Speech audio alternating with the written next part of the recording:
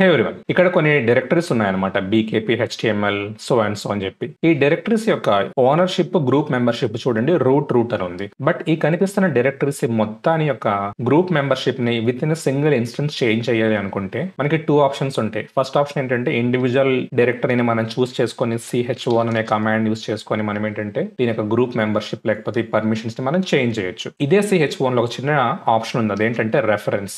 ఈ రెఫరెన్స్ అనే option use చేసుకొని మనం ఏ డైరెక్టర్ యొక్క గ్రూప్ మెంబర్షిప్ ని మనం కాపీ చేయాలనుకుంటున్నామో దాని యొక్క పాత్, తర్వాత ఎక్కడ అసైన్ చేయాలనుకుంటున్నామో ఆ డైరెక్టర్ యొక్క పాత్ ఇచ్చి ఎంటర్ అంటే ఏమవుతుందంటే ఇప్పుడు చూసారా ఈ కనిపిస్తున్న డైరెక్టరీస్ యొక్క గ్రూప్ మెంబర్షిప్ చేంజ్ అయిందనమాట. అపాచే కిందకి చేంజ్ అయిందనమాట. ద సేమ్ థింగ్ మీకు ఇక్కడ CH1 ని యూజ్ చేసినట్టే CH మోడ్ ని కూడా యూజ్ చేయొచ్చు అనమాట.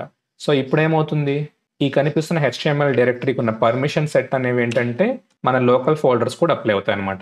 సో అలా మనం ఏంటంటే with in a single instant ఈ రెఫరెన్స్ అనే కమాండ్ యూస్ చేసుకొని మల్టిపుల్ డైరెక్టరీస్ యొక్క పర్మిషన్స్ ని చేంజ్ చేసుకోవచ్చు, ఓనర్షిప్ ని కూడా చేంజ్ చేసుకోవచ్చు అనమాట. Hope it helps.